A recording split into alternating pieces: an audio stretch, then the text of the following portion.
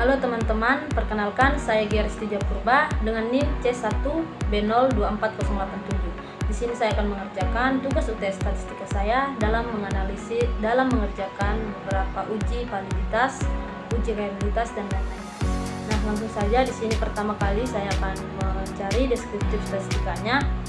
Kita klik Analyze Deskriptif Statistika, terus deskriptif, terus kita masukkan semua total dari semua variabel seperti X1, X2, X3 dan Y1.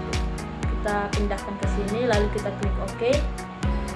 Nah, lalu kita akan mendapat hasil seperti ini. Ada nilai minimum, maksimum, mean, dan standar deviation. Kedua, kita akan mencari uji validitas. Kita klik lagi Analyze, kita pilih Correlate, Bivariate, lalu kita masukkan total, kita masukkan variabel X1 sampai dengan totalnya.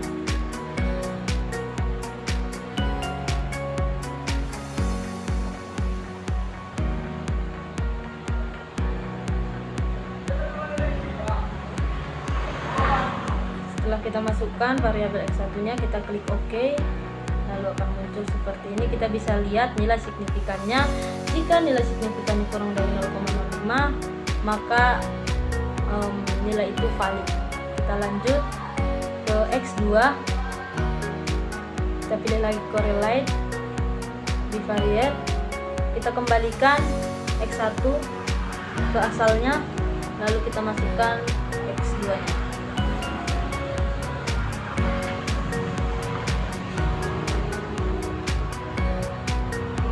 Lagi oke ya teman-teman. Nah, ini kita mendapat hasilnya. Kita bisa lihat lagi nilai signifikannya lebih kecil dari 0,05, berarti ini datanya valid. Lanjut ke X3, kita kembalikan lagi X2 ke asalnya, kita masukkan X3.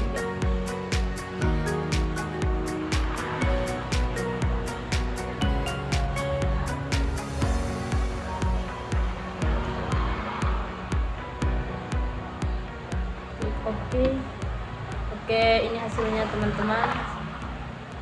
Nilai signifikannya lah sama valid seperti X2 dan X1 tadi.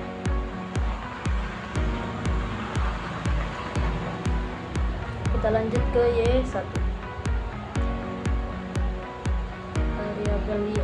Kita kembalikan X3 ke asalnya, lalu kita masukkan variabel Y.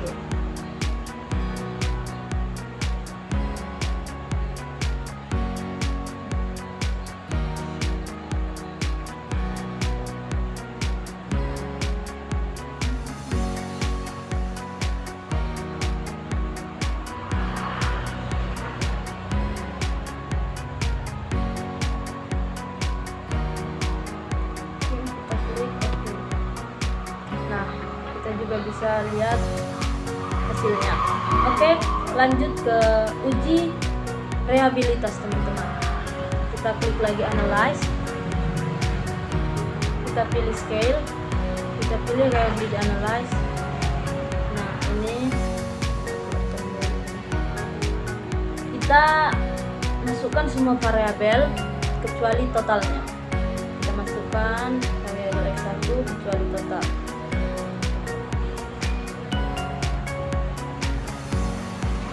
Oke, terus klik OK. Nah, ini ada confidence alfanya sebesar 0,02. Kita mengetahui jika suatu confidence alpha lebih dari 0,6 berarti itu termasuk data valid. Nah, tapi di sini data saya tidak valid ya teman, karena tidak lebih dari 0,6. Kita lanjut ke X2 nya. Kita pilih Scale, kita kembalikan lagi X1 ke asalnya, kita pilih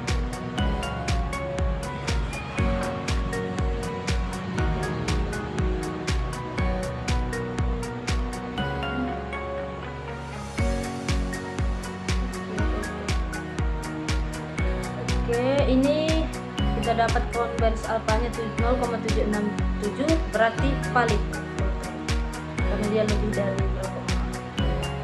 Lanjut ke X3.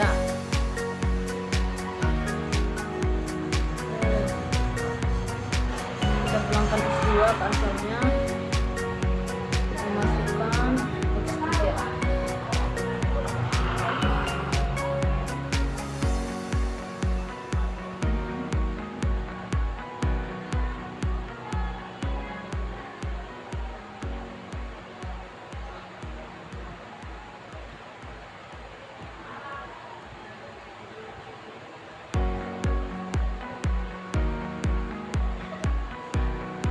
Oke, kita klik OK. Crown bench alphanya 0,879 valid lagi teman-teman data saya. Oke, lanjut ke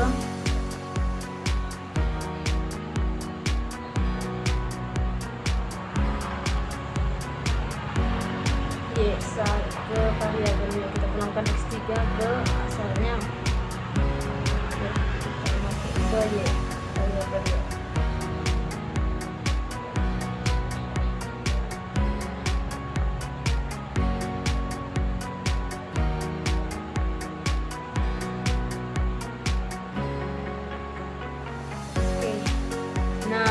Yang variabelnya crown bench alphanya 0,840 sama seperti tadi teman-teman, valid.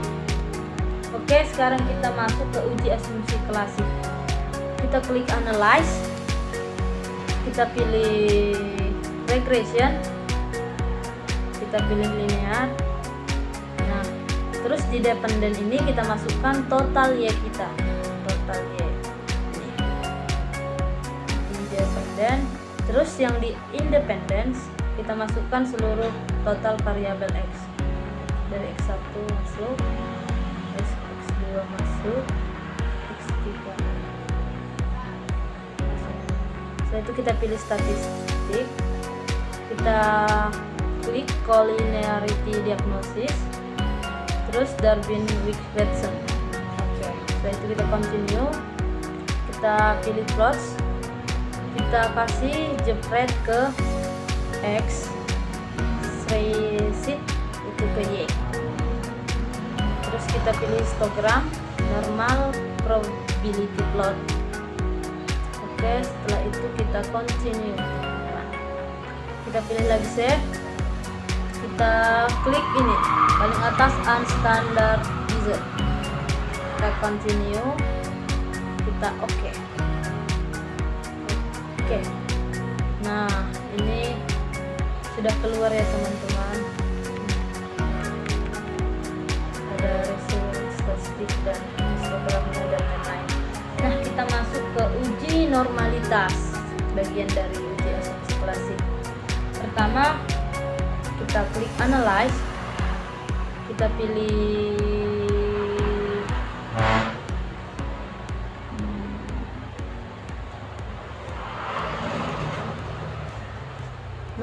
non-parametric test, kita pilih legacy dialogs, kita pilih one samples, mana dia, one samples.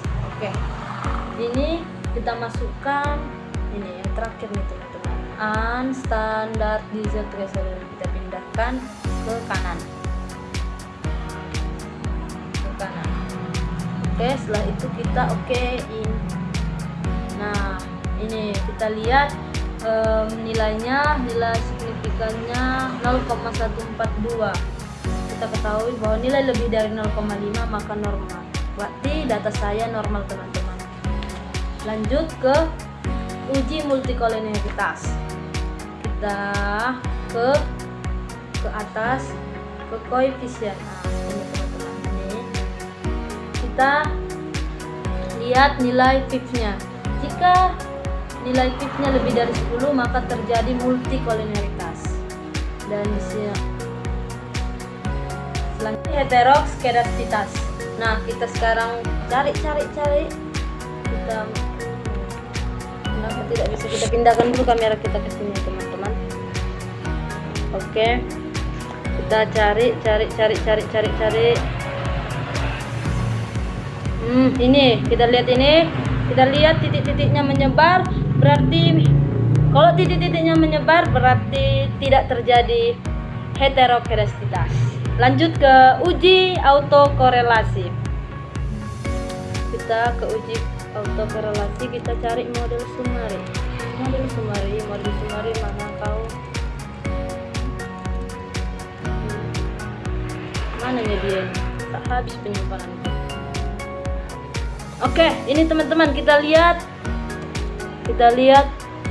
Durbin Watson-nya 2,059, dimana jika nilai Durbin Watson-nya di antara -2 sampai +2 maka tidak terjadi autokorelasi. Di sini lebih berarti terjadi ya teman-teman, terjadi autokorelasi. Oke, lanjut ke uji hipotesis. Uji hipotesis terbagi menjadi dua bagian, yaitu uji simultan dan uji parsial. Langsung saja kita cari uji simultannya ke ANOVA. Oke, ini dia. Ini teman-teman, kita bisa lihat nilainya, yaitu nilai signifikannya 0,01. Apabila nilai signifikan lebih kecil dari 0,5 maka terjadi uji simultan. Nah, data saya terjadi teman-teman simultannya karena dia lebih kecil dari 0,05. Oke, yang terakhir uji parsial atau uji T. Kita kembali lagi ke coefficients. Nah, kita lihat teman-teman uji T-nya, harga X1-nya nilai T-nya berjumlah 0,931, nilai signifikannya 3,54. Nilai signifikan lebih dari 0,5 maka X1-nya tidak memengaruhi Y1. Berarti ini memengaruhi ya teman-teman karena lebih. Oke, mungkin sekian dari hasil kerja statistika saya. Jika ada kesalahan saya meminta maaf.